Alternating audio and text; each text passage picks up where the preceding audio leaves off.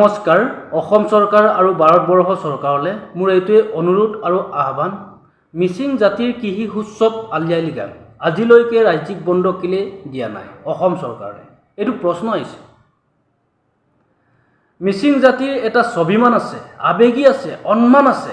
সন্মান সহকাৰে মিচিং জাতিৰ আলি আই লৃগাং কৃষি উৎসৱ অসমৰ ৰাজ্যিক বন্ধ দিব লাগে বুলি মই অসম চৰকাৰ আৰু ভাৰতবৰ্ষ চৰকাৰলৈ অনুৰোধ জনাইছোঁ।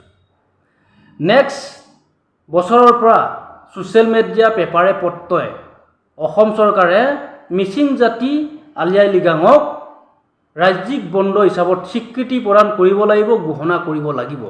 এইটো ঘোষণা নকৰে যদি মিচিং জাতি, মিচিং সমাজৰ এৰিয়াবিলাকত যি স্কুল অনুষ্ঠানেই নহওক বা যি চৰকাৰী অনুষ্ঠানেই নহওক, XYZলৈকে কৈছোঁ, বেলেগ জাতি যিটো উৎসৱ আহে, যেনেকৈ বাথৌ পূজা, ছট পূজা, XYZলৈকে কৈছোঁ, এনেকুৱা উৎসৱবিলাক আমাৰ এৰিয়াত বন্ধ নহ'ব।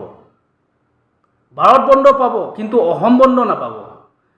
যি স্কুল অনুষ্ঠানেই হওক, এই স্কুলৰ কৰ্মকৰ্তাবিলাক আহিব লাগিব।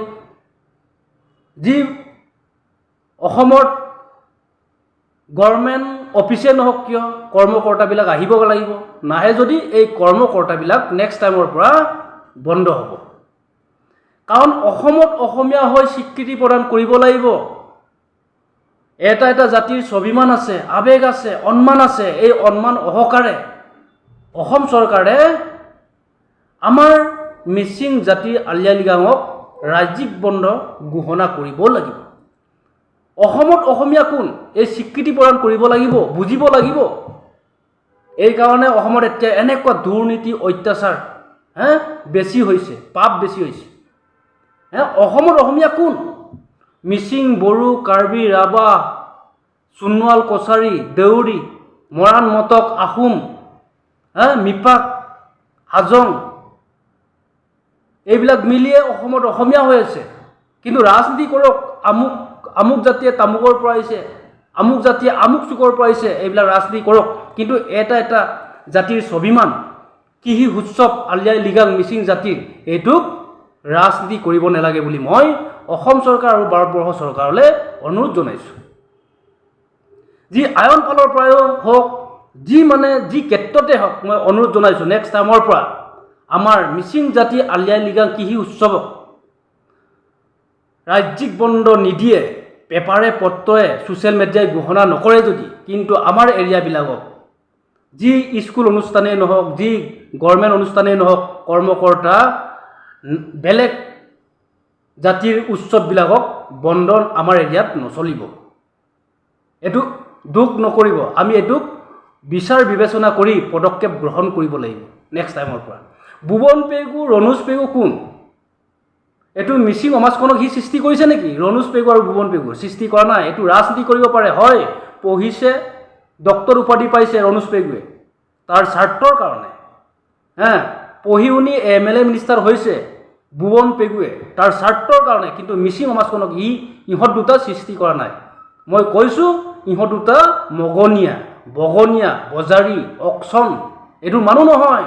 এইটো মানুহৰ স্বাভিমান নেজানে, মানুহৰ আবেগী নেজানে, মানুহৰ গুণাগুণ নুবুজে। এইটো নিজৰ পঢ়ি শুনি ডক্টৰ উপাধি পাই এটা দুটা শব্দ জানিব পাৰিলে ইয়ে ভগৱান, কিন্তু পাপ।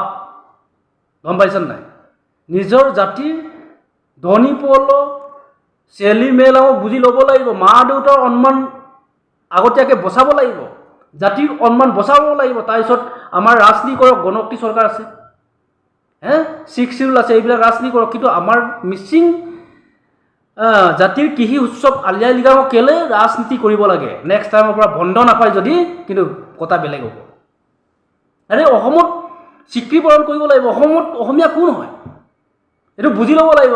দাঙকচোন, নহ'লে অসমত অসমীয়া কোন দাঙিব নোৱাৰে। মই কৈছোঁ, অসমত মিচিং, বড়ো, কাৰ্বি, তিৱা, ৰাভা, মৰাণ, মটক, সোণোৱাল, দেউৰী, কছাৰী, আহোম, মিপাক, কোচ, এইবিলাকে মিলি অসমত অসমীয়া হৈছে। এইটো বুজা নাই। ৰাজনীতি কৰক, মানা কৰা নাই, কিন্তু আলি আই লৃগাং নেক্সট টাইমৰ পৰা ৰাজ্যিক বন্ধ পাব লাগিব। ৰনোজ পেগু, ভুৱন পেগু কি? এইটো কোন হয়? এইটো আমাক লাগে, কিন্তু আমাৰ জাতি এতিয়া নুবুজে। মিচিং মানুহ অকৰা বুলিহে এনেকুৱা। সেইকাৰণে মই অনুৰোধ জনাইছোঁ অসম চৰকাৰ আৰু ভাৰতবৰ্ষ চৰকাৰলৈ, নেক্সট বছৰৰ পৰা আমাৰ মিচিং জাতিৰ আলি আই লৃগাং কৃষি উৎসৱক ৰাজ্যিক বন্ধ দিব লাগে বুলি মই অসম চৰকাৰলৈ অনুৰোধ জনাইছোঁ। Thank U.